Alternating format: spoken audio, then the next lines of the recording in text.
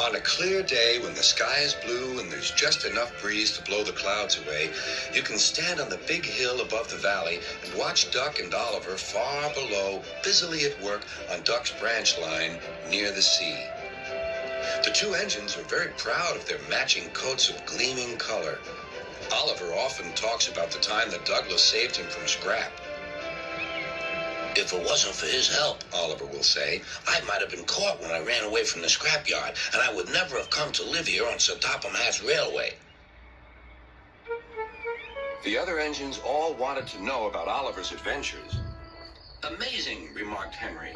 Oliver, said James, has resource. And sagacity, put in Gordon. What does that mean? Whispered Percy. I think, replied Thomas, it's about being clever and wise. He is, finished Gordon, an example to us all. I'm sorry to say that Oliver became very puffed up in the smoke box. Henry says I'm amazing. He's right.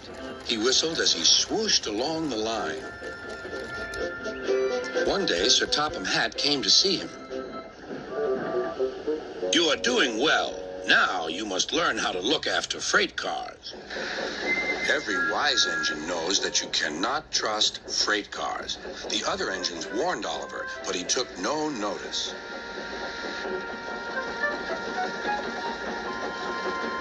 You think I can't manage, he said huffily. Gordon knows better. He says I'm sagacious.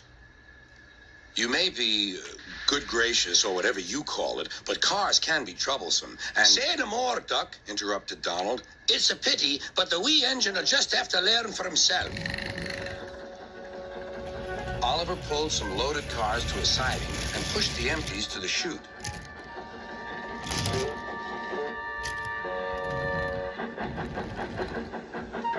Then he came back to take the loaded cars away. But they were comfortable and didn't want to move. What right has he to poke his funnel in here? We want Duck. Or Donald. Or Douglas. Look sharp, puffed Oliver. That's not the way to speak, hissed the cars. We'll get even. Oliver heard nothing. The cars moved smoothly at first, then suddenly Oliver felt them push forward.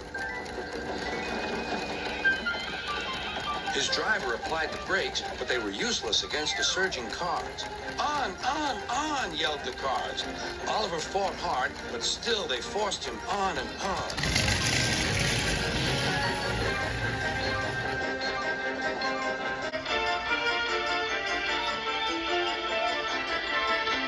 At last, the cars grew tired.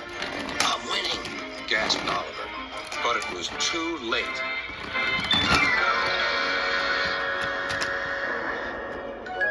Oliver lay bruised and bemused, bunker down in the turntable well. Duck surveyed the damage. Hello, Oliver.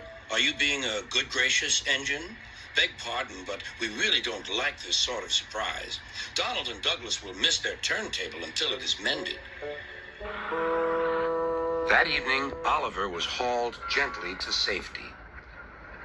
I'm sorry, sir, he said to Sir Topham Hatt. I should have listened to Duck's advice. I don't feel good gracious or whatever it is. I just feel silly. Well, Oliver, replied Sir Topham Hatt, now you know the damage cars can do. Yes, I do, sir. I look like a load of scrap iron. Oh, I don't think so, laughed Sir Topham Hatt. But you do need to go to the works to be mended. The other engines now felt sorry for Oliver. The branch line won't be the same without you, whistled Duck. Come back soon. A few days later, Oliver did come back. His coat gleamed brighter than ever.